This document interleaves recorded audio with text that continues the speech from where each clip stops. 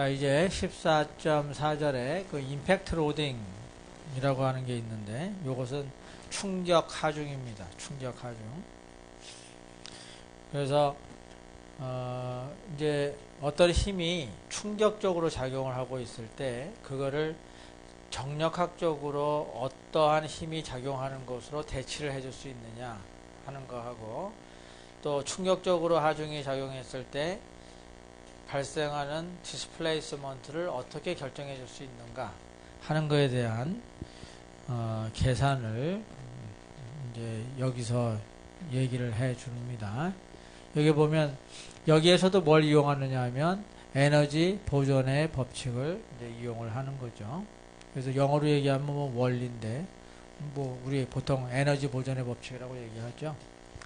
그래서 행해준 일과 그 재료 내부에 저장되는 에너지가 같다라고 하는 이 수식을 이용을 해서 이러한 경우를 생각을 합니다. 이게 뭐냐 하면 W라고 하는 무게를 갖고 있는 물체가 여기 K라고 하는 스프링 상수를 가지고 있는 그 스프링 위에 H만큼 떨어져 있는 곳에 위치하고 있어요. 그래서 H만큼 떨어져 있는 곳에서 이 물체를 떨어뜨리게 되면 이 물체는 여기에 딱 떨어지게 됩니다. 떨어져서 이 스프링을 누르게 되겠죠. 그래서 쭉 눌러가지고 그 최대한 눌려지게 되면 델타 맥시멈만큼 이제 눌려지게 됩니다. 그 다음에는 얘가 튕겨 올라가겠죠. 근데 우리는 튕겨 올라가는 경우는 생각하지 않습니다. 왜냐하면 제일 먼저 뚝 떨어지게 되면 떨어져 가지고 가장 그 델타 맥시멈에 도달할 때에 그때가 가장 충격력이 가장 클 거거든요. 그러니까 안전하게 생각을 한다면 충격력이 가장 큰 경우에만 계산을 해주면 나머지 거에 대해서는 안전하다는 겁니다. 그래서 여기에서부터 이게 떨어져 가지고 요 델타 맥시멈 되는 여기에 가서 멈춰 섰다 라고 하는 상태를 생각을 하는 겁니다. 그렇게 되면 여러분이 생각할 때 여기 요 코일 스프링 위에 요만한 위치에 있게 되면 얘는 뭘 갖게 되죠? 위치 에너지를 갖게 되죠. 근데 이게 쭉 내려가고 여기까지 가게 되니까 결국은 이 물체는 여기서 여기까지 있는 그 위치 에너지를 갖게 됩니다. 그 위치 에너지가 다 뭘로 저장이 되는 거예요? 스프링의 탄성 변형 에너지로 이제 저장이 되는 거죠. 그래서 행해준 일에 대해서 계산하면 이게 이제 위치 에너지에 해당하는 것이고, 그래서 W의 H 플러스 델타 맥시멈이 이게 위치 에너지가 됩니다. 그 다음에 여기가 이제 스프링에 저장되는 탄성 에너지가 되죠. 그래서 2분의 1 K 델타의 제곱 이렇게 됩니다. 그러면 여기가 이제 델타 맥시멈의 제곱, 여기는 델타 맥시멈의 1차, 그 다음에 이 상수 이렇게 되겠죠. 그래서 뭐 똑같은 수식이 두 개가 있네요. 이거 필요 없는 얘기죠. 그러면 여기에서부터 이제 여기 좌측에 있는 것을 우측으로 넘기게 되면 그 다음에 곱하기 2를 해줘요.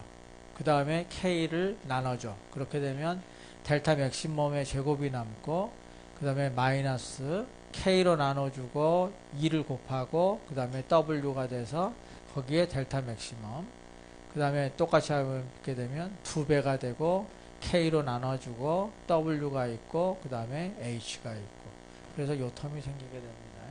그럼 요것은 X제곱 마이너스 뭐 2배의 A, 그 다음에 X, 그 다음에 플러스 C 꼴 제로 이런 꼴이죠. 그럼 이거에 대해서는 우리가 여기 짝수인 경우에 그 근의 공식을 사용하게 되면 델타 맥시멈은 마이너스 B 해가지고 K분의 W가 되고, 플러스 마이너스 루트 그 다음에 이거의 제곱 마이너스 AC가 되겠죠. AC. 그래서 이렇게 계산이 됩니다. 근데 여기 마이너스는 필요 없겠죠. 그죠? 왜냐하면 내려왔다가 다시 올라가는 거에 대해서 생각하지 않으니까 내려오는 경우만 생각을 합니다. 그러면 델타 맥시멈은 이렇게 계산이 될 수가 있어요. 근데 이걸 가지고서는 의미를 좀 파악하기가 어려워서 이것을 이 무게가 여기에 그냥 살며시 올라가 있을 때에 이 스프링이 줄어드는 그 델타를 이제 이용을 해가지고 이 식을 다시 이제 표현을 해봅니다. 그러면 그 델타 ST라고 하는 것이 뭐냐면 스태틱인 경우에 그러니까 W가 정력학적으로 작용을 하고 있을 때 스프링이 얼만큼 줄어드느냐를 본 겁니다. 그래서 델타 ST는 K분의 W가 되겠죠. 그래서 여기에 있는 K분의 W를 델타 ST로 이걸 대치를 해줍니다. 그러면 델타 맥시멈은 델타 ST 플러스 델타 ST의 제곱 플러스 그 다음에 2배의 델타 ST의 H가 됩니다. 이러한 수식으로 우리가 바꿔줄 수가 있고, 따라서 여기서 델타 ST를 이제 공통으로 꺼내오면 델타 ST 곱하기 1 플러스 루트의 1 플러스 2배의 델타 ST분의 H 이렇게 돼요. 자, 요 수식을 가지고 이제 잠깐 생각을 하게 되면 정력학적으로 얘가 놓이게 되면 실제로 델타 맥시멈이 얼마가 생겨야 돼요? 델타 ST만 생겨야 되죠. 그죠? 지금 여기서 그랬잖아요. 그죠? 정력학적으로 W가 작용을 하게 되면 델타 ST만 생겨야 돼요. 그런데 H가 0이다 라고 하게 되면 실제로 이 그림에서 H가 0이다 하게 되면 마치 정력학적으로 작용하는 것처럼 보이죠. 그렇지만 여기에다가 H를 0을 집어넣게 되면 이 텀이 없어지고 이 텀이 있기 때문에 몇 배가 되죠? 2배가 됩니다. 무슨 뜻이에요? H가 그러니까 물체가 이렇게 놓여 있으면 당연히 델타 ST인데 얘가 충격적으로 여기 놓이게 된다는 겁니다. 무슨 뜻일까요? 높이는 똑같은데 여기에다 종이 같은 걸 딱 대고 있다가 종이를 탁 치워버린다는 거죠. 그러면 여기에 탁 떨어지는 거죠. 이렇게 되면 델타 맥시멈이 2배가 갑자기 된다는 거예요. 그러니까 정력학적으로 작용할 때와 동력학적으로 작용할 때의 차이가 최소한 2배 이상 난다는 거죠. 그러니까 내가 여기 서 있을 때 이렇게 서 있게 되면 단순히 그냥 내 몸무게를 받고 있다 이렇게 되는데 내가 이렇게 있다가 이렇게만 해도 2배가 된다는 거예요. 굉장한 차이가 있죠. 그 의미입니다. 그래서 동력학적으로 작용을 하게 되면 정력학적으로 작용하는 것보다 이만큼의 그 델타가 더 많이 생긴다는 거예요. 자, 그래가지고 그렇게 되면 그거를 우리가 정력학적으로 얼마만큼의 힘이 작용한다고 볼 거냐. 그렇게 되면 F는 K 델타잖아요. 그죠? 스프링에서 F는 K 델타니까 델타 대신에 델타 맥시멈을 넣게 되면 바로 그것이 정력학적으로, 그러니까 임팩트 하중이 정력학적으로 얼마만큼의 힘이 작용하는 걸로 볼 수 있는가 하는 거가 됩니다. 그래서 여기에 있는 F 맥시멈이라고 하는 것이 바로 정력학적으로 대치를 해줬을 때 그 힘이 되는 거예요. 그래서 여기서 보면 H가 0일 될 때 델타 맥시멈이 2배의 델타 ST가 된다. 자, 그래서 이 식하고 이 식을 이용을 하게 되면 이제 그 충격 하중이 작용하고 있을 때에 델타하고 그 다음에 그때에 우리가 정력학적으로 대체해주는 동등한 정력학적으로 했을 때 임팩트 로딩하고 동등한 그 힘을 우리가 계산해 줄 수가 있습니다. 자, 예를 들어서 The aluminum pipe shown in figure is used to support a load of 600 kN. 600kN짜리의 무게가 지금 여기 놓여 있어요. Determine the maximum displacement at the top of the pipe if the load is applied gradually. 이 gradually라는 뜻이 뭡니까? 천천히 여기 있는 무게를 여기다 이렇게 천천히 올려놨다는 거예요. 결국 델타 ST를 구해라는 뜻입니다. 그 다음에 B는 applied by suddenly releasing, 갑자기 놓아줬을 때 이 무게를 from the top of the pipe when H equals 0. 우리 계산 안 해봐도 되죠. suddenly, 갑자기 충격적으로 놔줬을 때, 근데 H는 0이다. 그럼 보나마나 2배가 된다는 뜻입니다. 그때 이 값, 알루미늄에 대한 이 값은 70기가 파스칼이고, 그 다음에 알루미늄은 탄성력으로 작용한다고 가정을 한다. 그럼 여기서 그래주얼리 하는 것은 요걸 여기 위에다 올려만 놓으면 되는 거죠. 그럼 우리가 축하중 계산하듯이 그렇게 계산해 주면 됩니다. 그러니까 어떻게 되죠? 델타는 A 2분의 PL 요걸로 계산하면 델타가 나오게 됩니다. 자, 그래서 델타 ST는 A 2분의 PL로 해갖고 이렇게 계산하면 돼요. 그래서 요거 같은 경우는 뭡니까? 정력학적으로, 그러니까 W가 살짝 올라가 있을 때 행해준 일은 이거가 되고, 그때의 스트레인 에너지는 이렇게 되고, 여기에서부터 델타 S를 구하면 이렇게 구할 수 있다.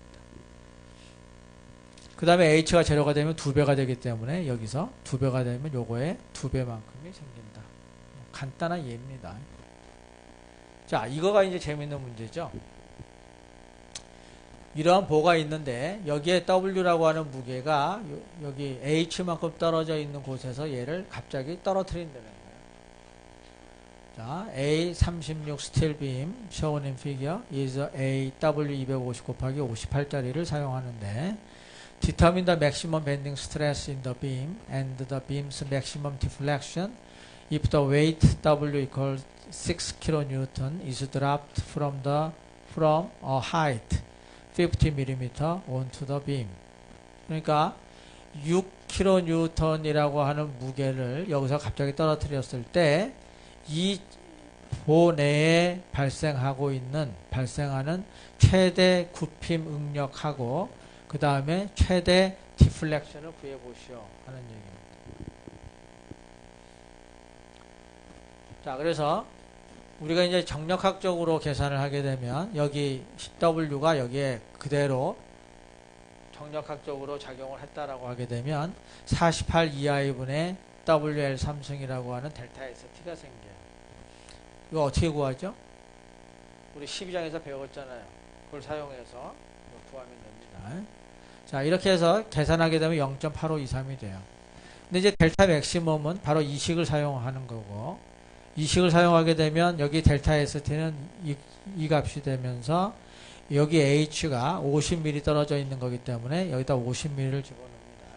그러면 델타 맥시멈이 10.124mm가 돼요. 그래서 바로 지금 여기에 대한 거가 구해집니다. 그런데 그때 이제 맥시멈 밴딩 스트레스를 구하려고 하면 밴딩 모멘트를 알아야 되는 거예요. 그래서 그때 여기 요 W가 여기에 작용한다라고 했을 때 정력학적으로는 얼마만큼의 힘이 작용하는 거냐? 그러면 이 식을 사용하면 됩니다. P 맥시멈이라고 하는 것은 K의 델타 맥시멈입니다. 근데 여기서 이 K라고 하는 건 뭡니까? 스프링 상수죠. 스프링 상수는 어떻게 구하냐면 스프링 상수는 델타분의 F라고 하는 이것이 스프링 상수의 정의입니다. 그러니까 여기에서 지금 이 델타 ST라고 하는 게 어떻게 나왔느냐 하면 48 2i분의 WL 삼승으로 계산이 됐거든요. 그럼 이거를 스프링으로 우리가 변환을 시켜준다면 이 K는 델타 ST분의 W가 됩니다. 그렇게 되면 뭐가 돼요? L 삼승분의 48 2i가 됩니다. 이게 바로 보의 스프링 상수가 되는 거죠.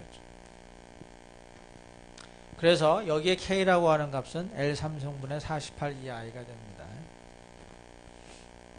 그래서 이제 P 맥시멈이라고 하는 것은 이 식에 의해서 계산이 돼요. 그래서 여기에 지금 델타 맥시멈이 빠졌는데 여기에 델타 맥시멈이 들어가 있습니다. 여기 그래서 P 맥시멈이 7.040kN이라고 하는 값이 나오게 돼요. 그러면 이 문제를 뭘로 바꿔주냐면 바로 여기에 P 맥시멈이 작용하는 걸로 바꿔주면 됩니다. 그렇게 되면 바로 시그마 맥시멈은 I분의 MY로 계산해 줄 수가 있고, 그 다음에 여기가 지금 센터에서 작용하고 있으니까 여기에 있어서의 모멘트가 맥시멈이 될 거고, 그 맥시멈이 되는 모멘트의 크기는 얼마가 돼요? 여기가 2분의 P, 2분의 P가 걸릴 것이고 2분의 P 곱하기 L이 됩니다. 모멘트는. 그래서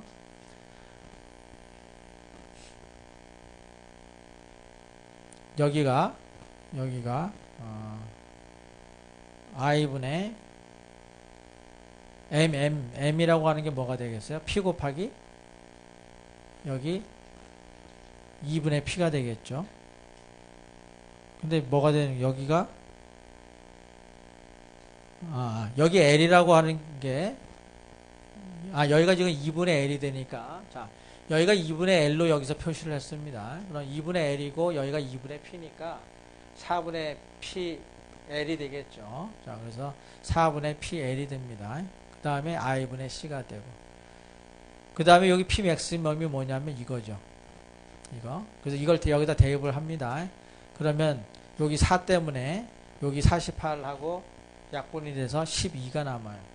그 다음에 이 값이 남고 I하고 I는 없어지고, 그 다음에 L 삼승이 있는데 L 삼승이 여기 L하고 없어져서 L 제곱이 남고, 그 다음에 C가 그대로 여기 C가 됩니다. 그럼 여기에 요 C 값은 어디서 찾아요?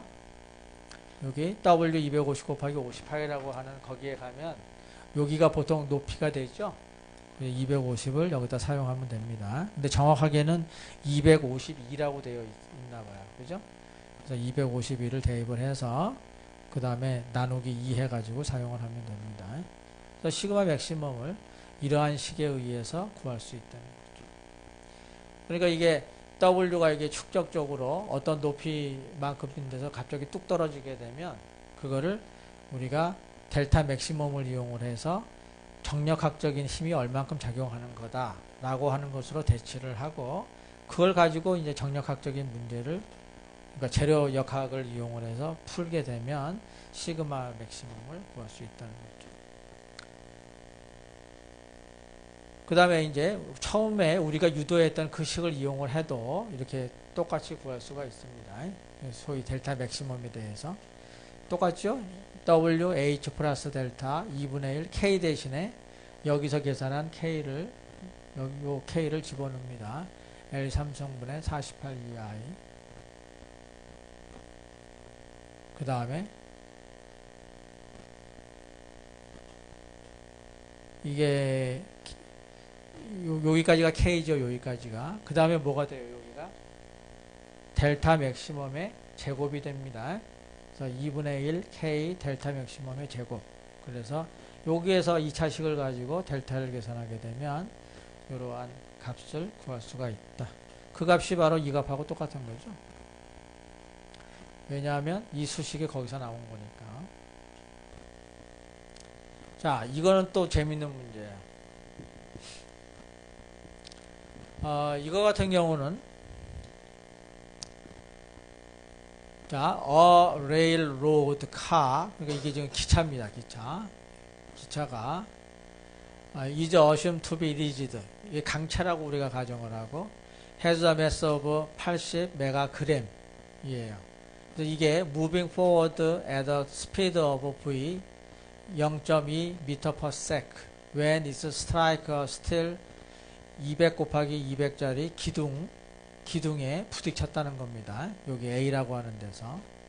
요 A라고 하는 것은 바로 여기를 얘기해요. 지금 기차에 보면 여기 앞에 무슨 범퍼처럼 이렇게 나와 있는 부분이 있습니다. 이게 0.2m/s라고 하는 속도로 가가지고 여기를 딱 때렸다는 거예요. 그렇게 되면 얘가 어떻게 돼요? 지금 이렇게 서 있는데 A라고 하는 점이 여기입니다. 센터에 있는 점이 A고 B가 여기예요.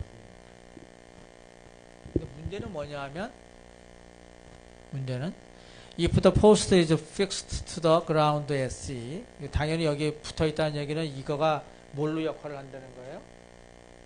캔틸레버 빔으로 역할을 한다는 겁니다. 그때 determine the maximum horizontal displacement of its top B due to the impact. 그러니까 이게 충격이 딱 가해졌을 때 B라고 하는 점에 있어서의 displacement를 구하려는 거예요.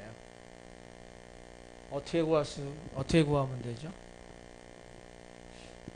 지금 얘가 갖고 있는 에너지가 운동 에너지죠. 그러니까 에너지 보존의 법칙을 쓰게 되면 2분의 1 mv 제곱이 이제 에너지가 됩니다. 2분의 1 mv 제곱이. 그것이 2분의 1 p 델타라고 해가지고 이것이 뭐가 되는 거예요? 행해준 1이 되는 거죠. 행해준 1이 되는 거죠. 근데 그 p 맥시멈이라고 하는 것은 어떻게 구할 수가 있느냐 하면 이게 k의 델타입니다. k의 델타 맥시멈이에요. k가 얼마가 되는 거죠?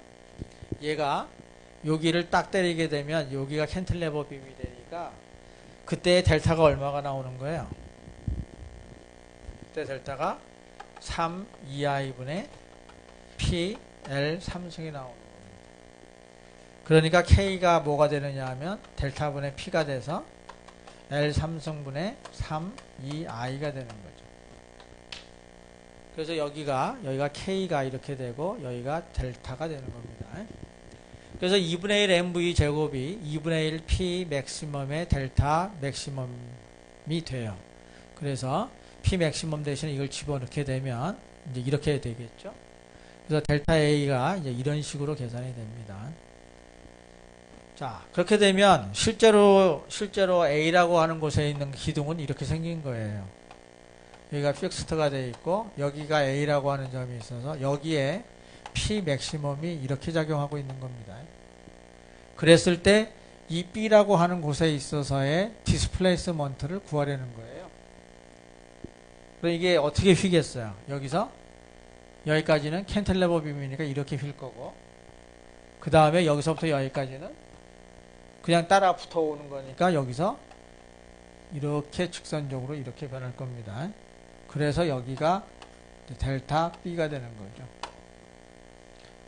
그러니까 여기에서 P 맥시멈을 구할 때까지는 지금 우리가 배운 이거 갖고 계산을 하는 것이고 그 다음에 델타 B를 구하는 것은 우리가 12장에서 배웠던 변형곡선 구하는 식에서부터 구하는 겁니다. 그러겠죠? 그러니까 이런 문제를 딱 내놓으면 12장에 대한 문제와 14장에 대한 문제를 동시에 복합적으로 냈다 이렇게 되는 거죠.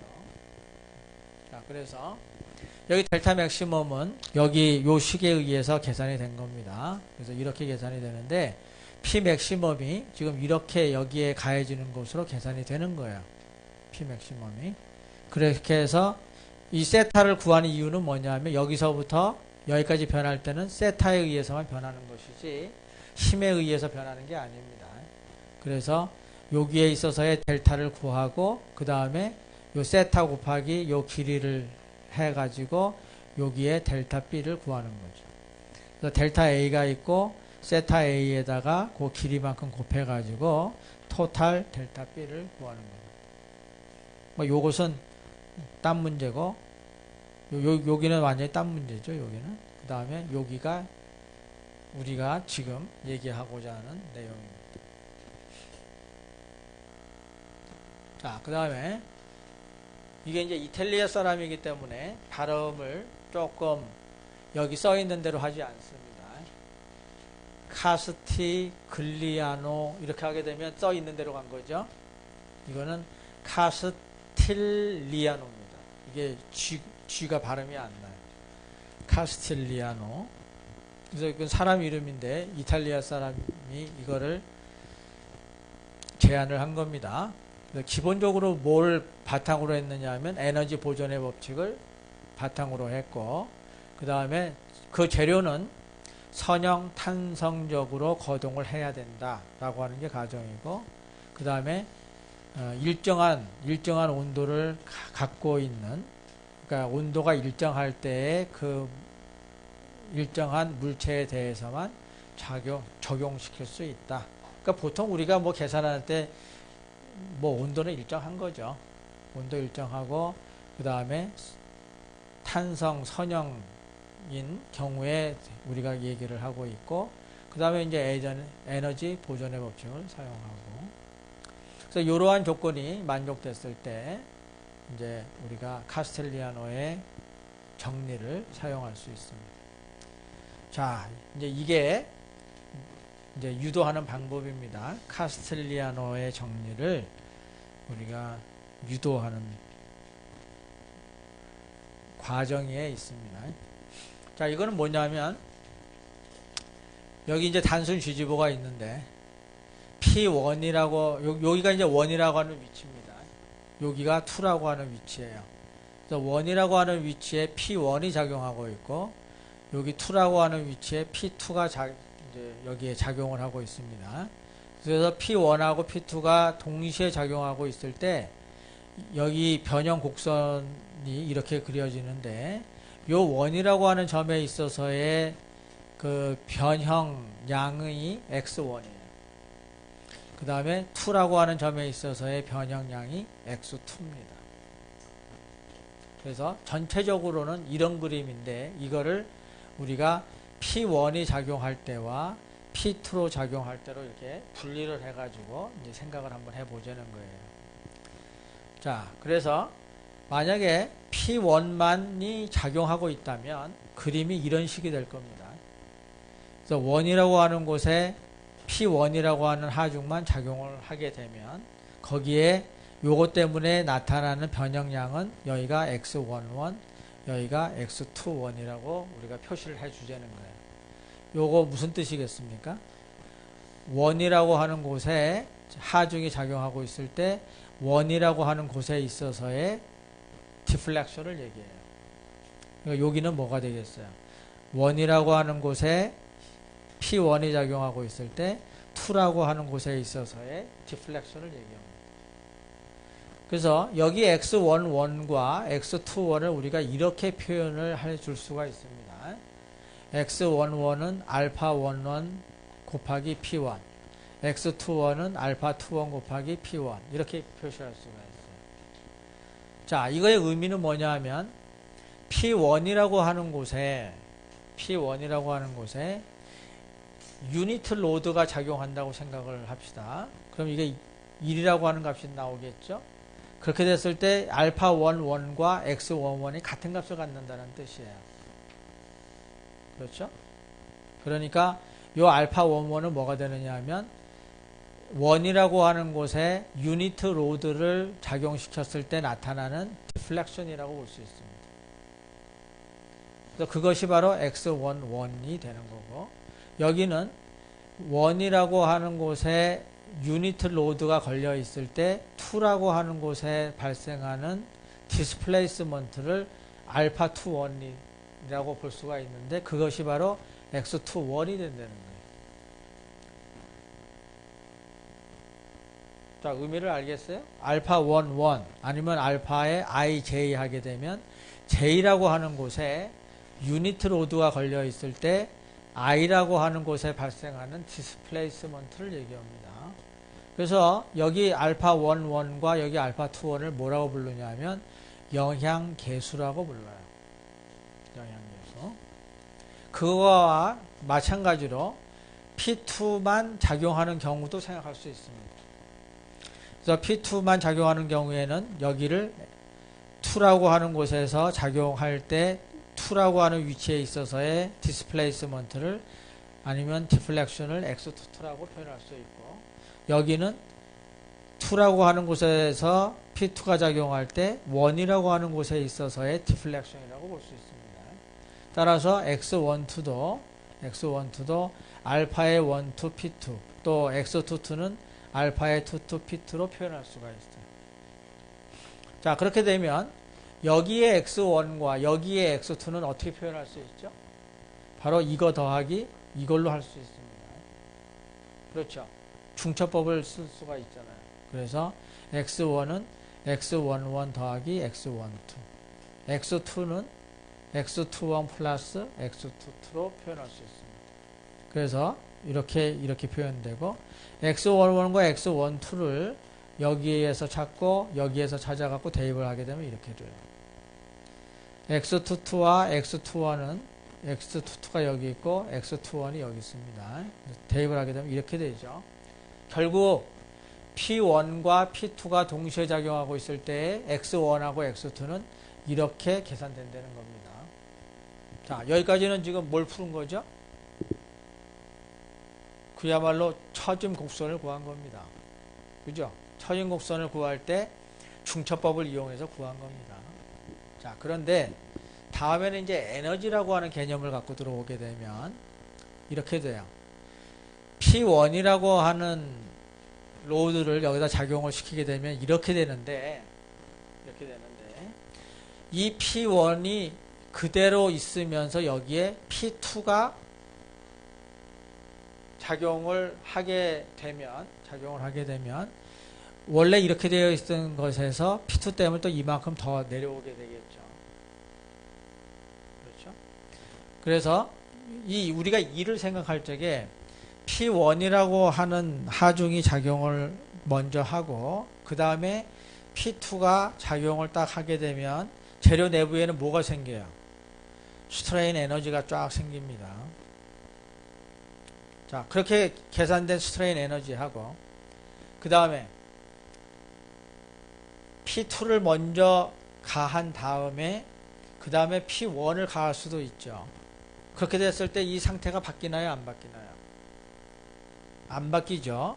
P2를 가한 다음에 그거가 유지된 상태에서 P1을 다시 가할 수가 있습니다. 그렇게 되면 똑같은 상태이기 때문에 우리가 P1하고 P2가 동시에 이게 작용했을 때 가해주는 일하고 어떻게 했어요? 똑같겠죠. 그래서 그 일을 계산을 하는 겁니다. 자, 그 일을 계산을 하게 되면 즉 이러한 경우에 이것 때문에 여기에 행해준 일은 얼마겠어요? 당연히 P1 곱하기 X11에 이 P1이 0에서부터 P1까지 gradually increase 된다고 보니까 2분의 1의 P1 X11이 됩니다. 이 그림에 있어서의 일은 이거밖에 없어요. 그죠? 왜냐하면 여기에는 힘이 없으니까. 그래서 X11을 여기에서 찾아가지고 대입을 시키게 되면 알파 11 P1이 됩니다. 그래서 결국은 알파 11의 P1의 제곱이 돼요. 자, 이거 같은 경우에는 어떻게 돼요? P2를 여기다 가해줬습니다. P2를. 그러면 이 P1이라고 하는 것이 일을 한 거예요, 안 한 거예요? 이게 지금 P1이 있는 상태에서 P2를 여기다 더 가해 준 겁니다. 그랬을 때 이 P1은 얼마만한 일을 해준 거예요?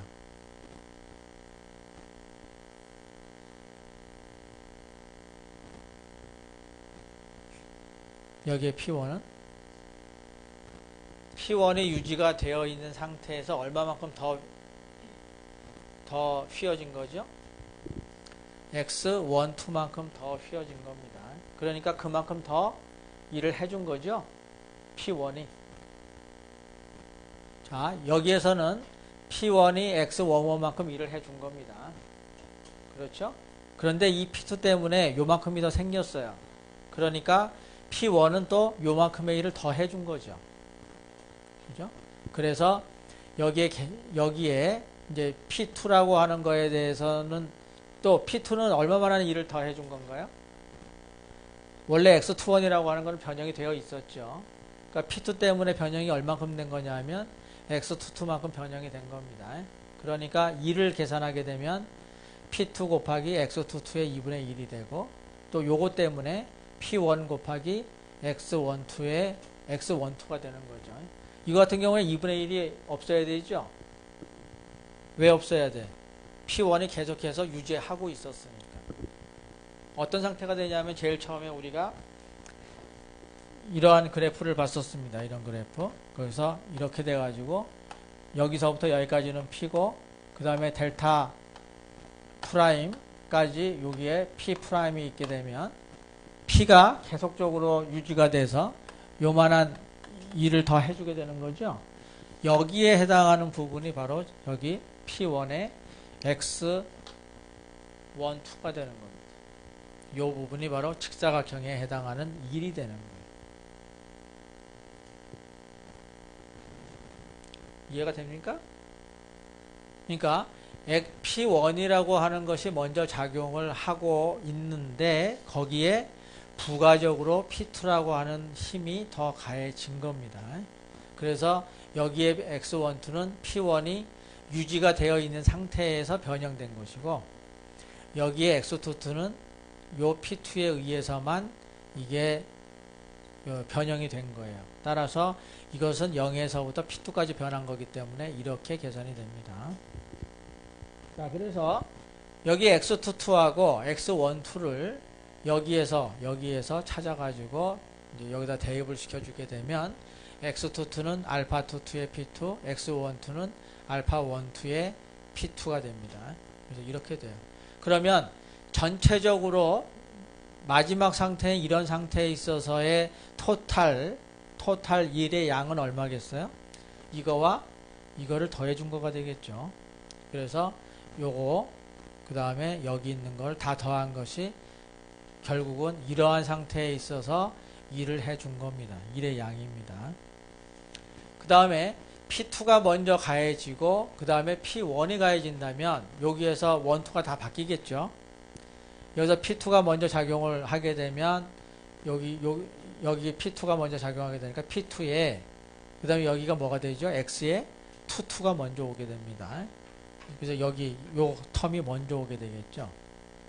그 다음에 P1이 오게 되면 거기에 따라서 여기에 X 2, 1하고 X의 1, 1이 따로 별도로 생기게 되겠죠. 그래서 여기에서 이제 2, 2 대신에 1, 1이 오는 것이고 여기는 1, 2 대신에 2, 1이 오게 됩니다.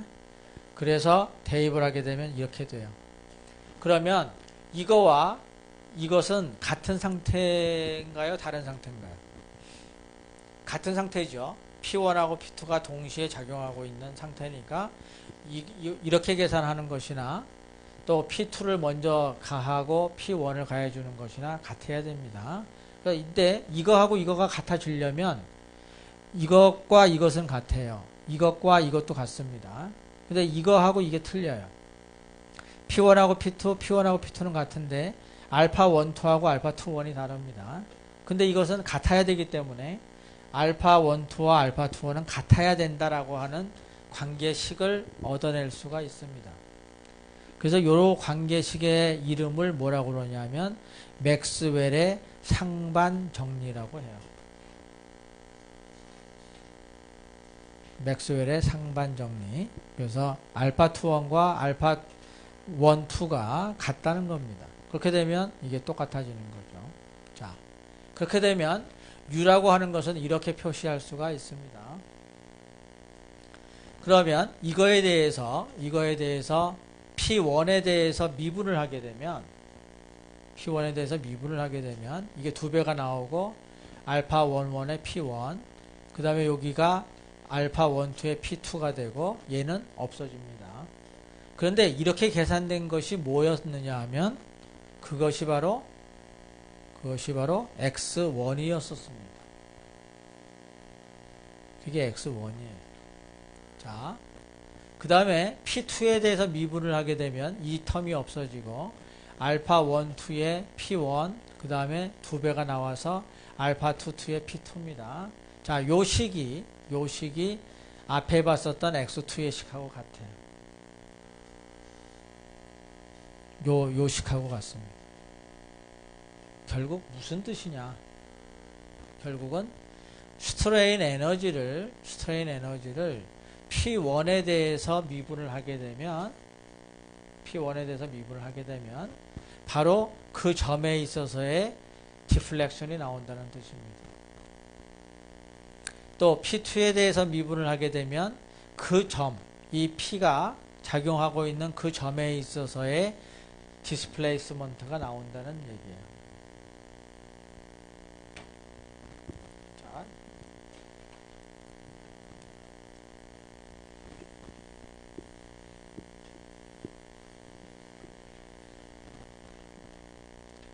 우리가 지금 캔틀레버 빔이 이렇게 있을 때 여기에 P가 이렇게 작용한다. 그랬을 때 아까 여기 U가 뭘로 계산이 됐었어요? 6, 2I분의 그 다음에 P 4승 L 이렇게 나왔나요? 자, 우리 아까 U라고 하는 것을 계산을 했을 때 이거죠, 이거. 6이i분의 P제곱 L3승으로 나왔습니다. 6i분의 P제곱 L3승 이렇게 나왔어요. 요러한 경우죠. 요러한 경우에 P에 대해서 미분을 하게 되면 이게 뭐가 된다는 거예요? 3이i분의 PL3승이 된다는 뜻입니다. 그렇죠? 그러니까 여기에서 지금 카스틸리아노의 정리라고 하는 것은 뭘 의미하느냐 하면 라운드 U 오버 라운드 PI가 델타 I가 된다는 거예요. 그러니까 스트레인 에너지를 I라고 하는 점에 작용하고 있는 힘으로 미분을 하게 되면 I라고 하는 점에 있어서의 디스플레이스먼트가 계산된다는 겁니다. 근데 재밌게도 이 힘의 방향과 이 델타의 방향은 일치합니다. 만약에 이 힘이 이렇게 작용을 하고 있다면 이렇게 계산된 델타는 이쪽 방향의 델타입니다.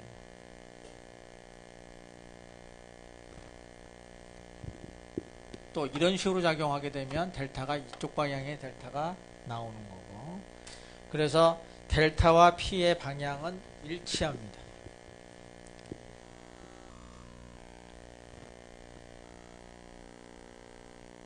자, 그래서 이런 식으로 나타낼 수가 있는 겁니다. 라운드 U 오버 라운드 PI는 델타 I, 여기 같으면 이제 XI로 표현을 하겠죠. 또 요것은 힘에 대해서 미분을 했기 때문에 델타가 나오는 것이고, 이거를 모멘트에 대해서 미분을 하게 되면 세타가 나오게 됩니다.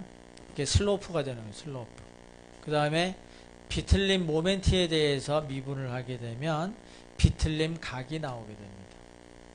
그래서 우리가 유도는 요것만 했지만 여기에서부터 이러한 것들까지도 우리가 유출을 해낼 수 있습니다. 자, 이걸 이용을 해서 실제로 한번 계산을 해보자는 건데, 계산이 이게 차수가 되게 많이 올라갑니다. 이 U를 계산하게 되면. 그죠? 기본적으로 이게 2차식이 나오잖아요. 보에서. 이거를 미리 요러한 미분을 먼저 수행을 해버리게 되면 이 차수가 하나가 떨어집니다. 왜냐하면 미분을 먼저 해버리고 시작하게 되면 차수가 하나가 떨어지죠. 그렇게 되면 적분하는데 굉장히 유리합니다. 그래서 이 델타라고 하는 것은 라운드 U 오버 라운드 P로 계산을 하는데, 여기서 U라고 하는 것이 이런 식으로 보에서 계산이 되겠죠. 보에서 U는 이렇게 표현이 되니까. 그런데 이것을 이러한 체인 룰을 이용을 해서 먼저 미분을 하자는 거예요. 그래서 이 U를 요 U를 M에 대해서 먼저 미분을 하고 그 M을 다시 P로 미분을 하자는 겁니다. 그렇게 되면 이 U를 M에 대해서 미분을 먼저 하게 되면 요 텀이 미분이 되겠죠. 그래서 이게 2배가 나옵니다. 그래서 2가 없어지고 그 다음에 M만 남아요. M만 남습니다. 그 다음에 그 M을 다시 P로 미분한 거죠. 그래 놓고 적분을 그대로 하게 되면 똑같은 이걸 계산한 것이 바로 이걸 계산한 게 됩니다. 그렇게 되면 차수가 하나가 떨어지기 때문에 훨씬 계산하기가 쉽게 됩니다. 또 세타에 대해서도 라운드 U 오버 라운드 M, 그 모멘트에 대해서 미분을 하게 되면 이제 이러한 식으로 계산할 수가 있고, 그 다음에 여기에서도 체인 룰을 사용하게 되면 먼저 이거에 대해서 미분을 해서 2i분의 m이 되고, 그 그 다음에 요 텀이 여기에 들어갑니다. 그 다음에 적분을 하게 되면 이제 이 계산을 조금 더 편하게 할 수가 있다는 거예요.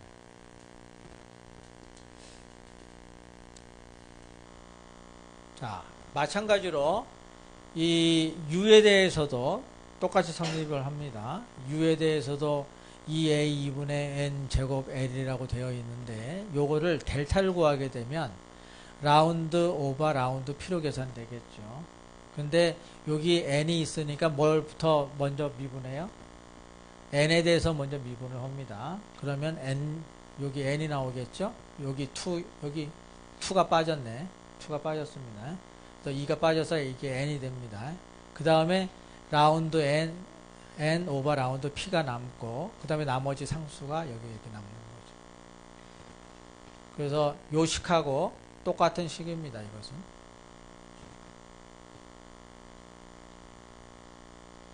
자, 이거를 이제 어떤 식으로 우리가 사용을 할 거냐.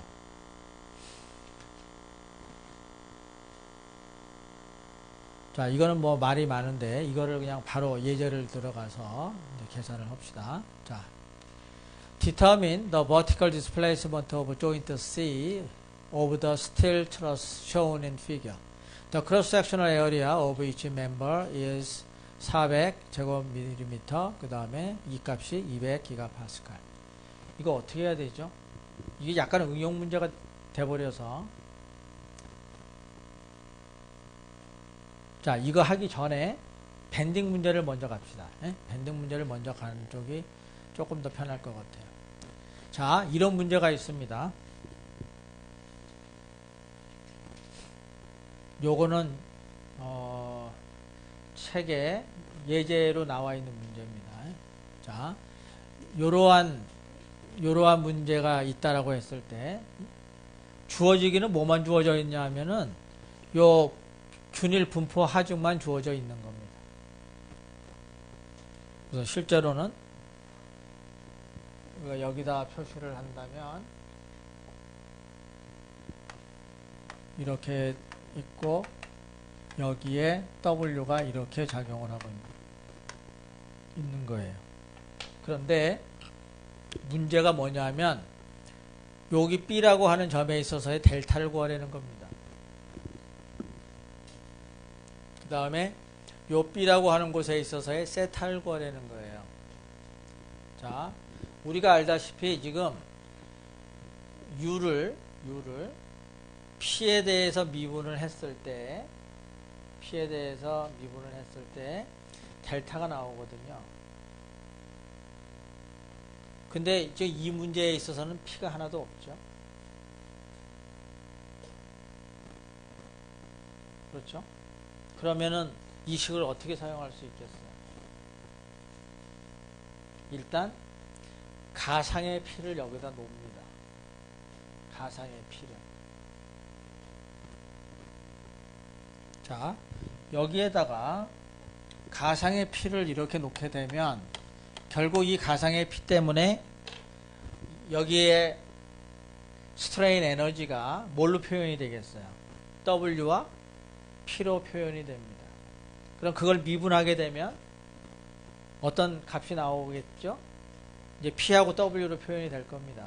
그런데 원래 여기에 P가 없었잖아요. 그러니까 그때 P를 0으로 놓게 되면 바로 요 W만 작용할 때에 델타가 나오게 됩니다. 그래서 그 방법을 여기 사용한 겁니다. 자, 그래서 여기에서는 일단 여기 P라고 하는 것만 여기다 놓는 거예요. P라고 하는 것만. 그렇게 되면 여기 X만큼 떨어진 곳에서 모멘트를 구하게 되면 이제 마이너스 PX가 나올 거고 그 다음에 마이너스 2분의 WX 제곱이 나올 겁니다. 그러겠죠? 여기 제곱이 빠졌습니다. 자, 그렇게 되면 우리가 이 식을 사용할 거예요. 이 식. 한번 미분을 먼저 들어간 거죠. 그렇게 되면 여기에 라운드 M 오버 라운드 P가 필요합니다. 그래서 이 식에서부터 P에 대해서 미분을 하게 되면 마이너스 X만 남습니다. 그래서 여기 2i분의 m이라고 하는 것은 이것이고, 그래서 마이너스 2분의 wx 제곱 마이너스 px가 있고, 그 다음에 여기 마이너스 x가 여기 요거 대신에 들어갑니다. 그러면 요거에 대해서 적분이 되겠죠? 그래서 2분의 w x의 3승, 그 다음에 여기가 플러스 px의 제곱이 되죠. 그래서 요걸 적분하게 되면 요런 식으로 적분이 될 거고, 거기에다가 0분의 l을, 0하고 l을 리미트를 취하게 되면 이렇게 계산이 되는데, 실제로 p가 얼마였었느냐 하면 p가 제로였었습니다. 제로를 넣게 되면 요 앞에 있는 것만 해서 이게 델타가 되는 거예요. 그래서 이렇게 계산을 합니다. 그리고 여러분이 이제 감을 잡았겠죠? 아, 이게 여기에 어떤 힘이 없으면 가상적인 힘이 하나가 필요하다라고 하는 거를 이제 감을 잡았죠. 그러면 두 번째 있는 세타를 구한다 하게 되면 여기에서 지금 세타를 구하려고 하면 여기를 뭘로 미분해 줘야 돼요? m으로 미분해 줘야 됩니다. 근데 여기에 m이 없죠. 그러니까 여기에다가도 또 가상의 m을 여기다가 이제 놓습니다. 그래서 여기에 m'이라고 하는 게 가상의 모멘트입니다. 그렇게 되면 이번에 이게 p가 없는 것이니까 이 m이 마이너스 2분의 wx 제곱에 마이너스 m'이 돼요. 그 다음에 세타에 대한 수식은 이렇게 되고, 왜냐하면 요거에 대해서 미분을 해줘야 되니까, 그렇게 되면 체인 룰을 이용을 해서 이렇게 되고, 그 결과는 이렇게 되겠죠. 그래서 여기서 라운드 m 오버 라운드 m 프라임 하게 되면 마이너스 1이 됩니다. 여기 마이너스 1 들어가고, m은 요것이 그대로 들어가서 이렇게 되죠. 그래서 이걸 이제 계산하게 되면 이제 적분까지 하게 되면 이렇게 됩니다. 그런데 원래 m'이 없었잖아요. 그래서 m'을 0으로 놓습니다. 그럼 이게 없어져서 세타가 이렇게 나와요. 바로 이게 답이 됩니다. 그러면 여기에서 이 p라고 하는 것을 이쪽 방향으로 놨죠. 그럼 이 델타는 어떤 방향입니까? 이거와 똑같은 방향입니다. 자, 그러면 여기서 세타를 구했는데 이 세타를 구하기 때의 모멘트를 이쪽 방향으로 줬습니다. 그래갖고 세타가 플러스로 나왔죠. 그러면 세타가 어떤 방향이 나왔다는 거예요? 세타가 이쪽 방향으로 나왔다는 겁니다. 똑같은 방향으로 나옵니다.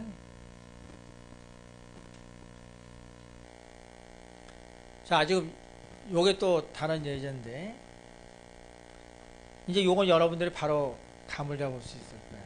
자, 문제를 보면 determine the slope at point B of the beam shown in figure. 그러니까 이렇게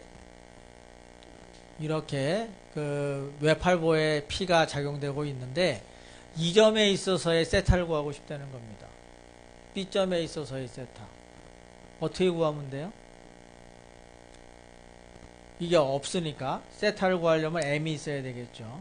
그럼 여기에다가 요렇게 m'이라고 하는 것을 가상으로 놓습니다. 그래 놓고 이거에 의해서 여기서부터 여기까지 오는 스트레인 에너지를 다 계산을 해야 되겠죠. 자, 그렇게 해서 써보면 일단 여기서부터 요 구간이 있을 거고 여기서부터 요 구간이 있을 겁니다. 이게 지금 불연속적이니까 그렇죠? 그래서 M1을 구하려고 하면 여기서부터 여기까지를 잘라가지고 여기에 M1을 구합니다. 그러면 마이너스 PX1이 나오겠죠. 그 다음에 미리 요걸 계산해 놓습니다. 라운드 M1 오버 라운드 M 프라임. 그렇게 되면 여기 M 프라임이 하나도 없잖아요. 그러니까 제로가 됩니다. 그 다음에 여기를 자르게 되면 이러한 프리바이 다이어그램이 나오고, 여기에서 M2는 요거하고 반대니까 이게 플러스 m이 되겠죠. m 프라임. 그 다음에 여기가 마이너스 2분의 l 플러스 x2 이렇게 됩니다. 그래서 이러한 모멘트가 계산이 되고, 여기에서 m 프라임에 대해서 미분을 하게 되면 1이라고 하는 값이 나오게 됩니다. 그러면 이 식에다가 대입을 할 수가 있겠죠. 그래서 여기 0에서부터 2분의 l까지, 요건 x1이니까 이걸 사용합니다. 그래서 마이너스 x1. 근데 여기가 제로니까 여기는 없어져요. 여기에는 전혀 영향을 안 미친다는 소리죠. 그 다음에 이제 x2는 여기서부터 또 여기까지니까 0에서부터 2분의 L까지. 그 다음에 m2라고 하는 게 이겁니다. 그래서 요거를 원래는 여기 있었던 건데 여기서는 아예 0을 먼저 집어넣은 거예요. 뭐 상관없습니다. m''이 있고 그 다음에 나머지 것들 계산을 했어요. 그 다음에 dx2가 되고 그 다음에 뭘 집어넣냐면 m'이 0이다 하는 걸 여기다 집어넣습니다. 그러면 이러한 값이 나오죠. 그래서 여기가 지금 마이너스로 나왔다는 얘기는 이거와 그 세타는 이 방향하고 반대로 지금 작용했다는 얘기입니다. 굉장히 쉽죠? 이제 이런 문제 다 풀겠죠? 여기에 있어서 세타를 구하고 싶다 그러면 여기에다가 이걸 집어넣고 이거 계산해서 나오면 되잖아요. 자, 이제 마지막으로 아까 그 트러스 문제를 이제 풀어봅니다. 자, 이게 이제 트러스 문제인데, determine the vertical displacement of joint C. 이 C라고 하는 점에 있어서의 vertical displacement를 구하래요. 그러면 여기서 뭐가 필요합니까? 우리가 모르는 어떤 P라고 하는 값을 줘야 되겠죠. 그래야 이 수식을 사용할 거 아니에요. 그런데 vertical displacement니까 어떻게 줘야 돼요? 여기서 이쪽 방향으로 줘야 됩니다.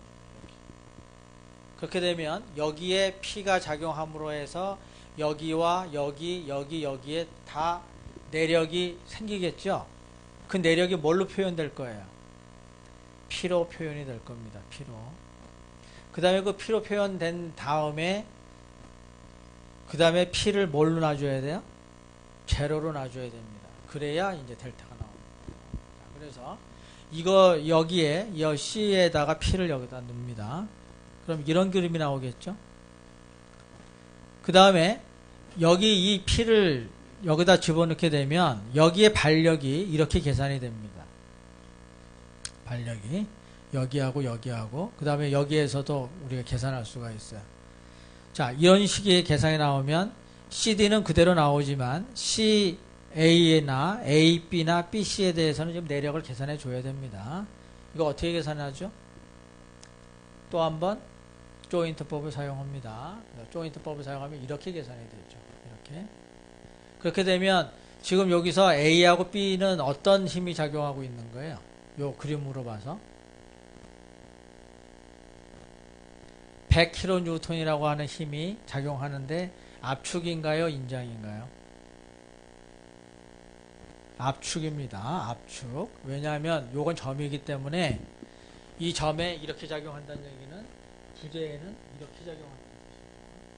그래서 여기는 압축력으로 작용합니다. A, B가. 그 다음에 요 B하고 C 사이에는 이 힘이 작용하고 있죠. 얼마가 작용해요? 141.4가 작용합니다. 근데 요 같은 경우는 인장력이겠죠. 인장력. 자, 그래서 여기 N이라고 하는 것을 먼저 계산을 하게 돼. 지금 우리가 사용하는 식은 이겁니다. 미분 먼저 한 거죠. N에 라운드 N 오버 라운드 P, 그 다음에 A 2분의 L을 사용합니다. 그래서 먼저 N을 계산을 한 거예요. 여기 N을. 그래서 A, B에 대해서 N을 보게 되면 A, B는 압축력이라서 마이너스 100이 되고, 그 다음에 BC에 대해서는, BC는 이겁니다. BC에 대해서는 힘이 141.4가 작용해요. 141.4. 그 다음에 AC, 여기에서부터 여기까지는 뭐가 작용하냐면, 지금 요게 작용합니다. 요게. 그래서 이것은 압축력으로 작용하겠죠. 그래서 마이너스 141.4에다가 1.414P가 됩니다. 이쪽 방향.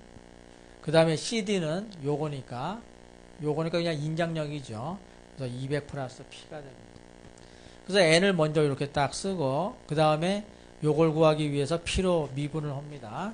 그럼 P가 없고 여기 P가 있기 때문에 마이너스 1.414가 되고 여기에 P가 있어서 1이 됩니다.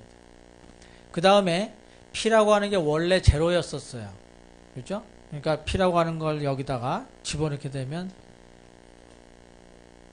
여기 N에다가 P를 집어넣게, P가 0이니까 0을 집어넣게 되면 요 값만 나오게 됩니다. 요렇게. 그 다음에 L이라고 하는 것은 요 길이 다 구할 수 있겠죠? 그래서 이거 넣고, 그 다음에 N에다가 라운드 N 오버 라운드 P, 그 다음에 L을 곱합니다. 그렇게 되면 요렇게 나와요. 그래서 전체적으로 나오는 것이 965.7 kN/m 이렇게 나오는데, 여기에다가 뭘 해줘야 됩니까? A2로 나눠줘야 되겠죠? 그렇죠? 그래서 A2로 나눠주게 되면 여기서 델타가 나오게 됩니다. 이 델타가 바로 요 힘과 똑같은 방향의 델타죠. 그러니까 우리가 구하고자 하는 걸 구할 수 있습니다. 그러면 바로 여러분들이 뭘 생각할 수 있느냐 하면, 그럼 C에 대해서 허라이즌털 방향의 디플렉션은 어떻게 구할 거냐? 라고 하는 게 바로 뜨죠. 그럼 어떻게 계산하면 돼요? 단순히 요것을 이쪽 방향으로 이 P를 놓고 다시 이 계산을 해주면 됩니다. 굉장히 간단해지죠.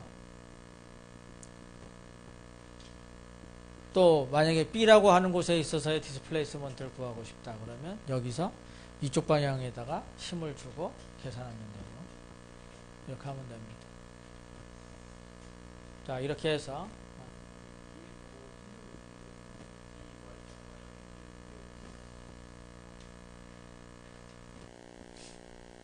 여기요?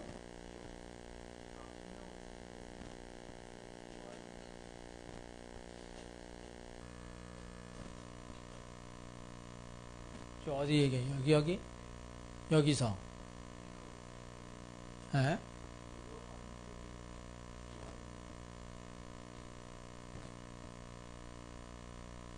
dy가 왜 0이냐?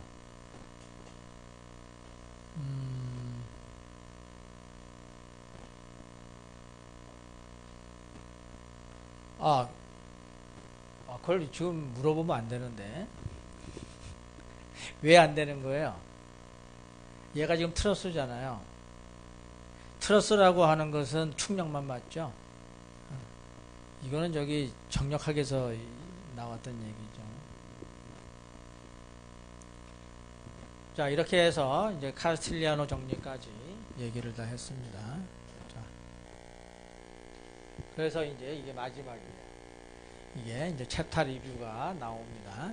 그래서 처음에 이제 우리가 했던 것이 바깥에서 힘을 줘가지고 행한 일, U2는 재료 내부에 저장되는 인터널 스트레인 에너지와 같다라고 해서 이게 이제 에너지 보존이죠.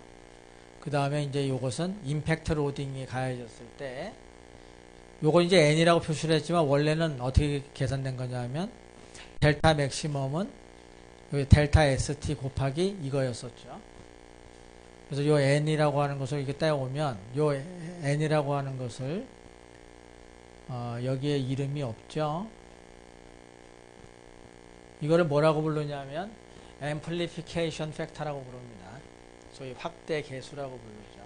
그 무슨 뜻이냐면 델타 ST보다 요만한 배수의 델타가 생긴다는 의미예요. 마찬가지로 힘도 그만한 배수의 힘이 생긴다는 얘기입니다. 그 다음에 이제 여기에 대해서 우리가 얘기했죠. 델타라고 하는 것은 이 충력이 걸려 있을 때는 이런 식으로 계산할 수 있고, 그 다음에 모멘트가 작용하고 있을 때는 이렇게 이제, 그러니까 델타를 이런 식에 대해서 계산할 수 있고, 세타에 대해서는 모멘트를 이용을 해서 계산을 할 수가 있다. 여기가 이제 그 버추얼 웍인데 이거하고 비교해보면 수식이 어때요? 여기 델타는 이 델타와 같고, 이 델타는 이 델타와 같고, 여기 세타는 여기 세타와 같습니다. 그 다음에 인테그랄 하게 되면 2i분의 m dx인데 여기 보면 2i분의 m dx 이렇게 되죠. 그럼 결국 요거하고 뭐가 같다는 겁니까? 요거하고 여기 스몰 m이 같다는 뜻이에요. 그 다음에 여기 라운드 m 오버 라운드 m 프라임이라고 하는 것이 바로 여기에 m하고 똑같다는 얘기고, 여기 라운드 n 오버 라운드 p가 바로 여기에 해당한다는 겁니다. 그러니까 의미는 바로 여기에 n이라고 하는 거의 의미는 바로 이거의 의미가 된다는 거죠. 소위 n이라고 하는 것이 p에 따라서 얼마만큼 변화하느냐라고 하는 것을 의미합니다.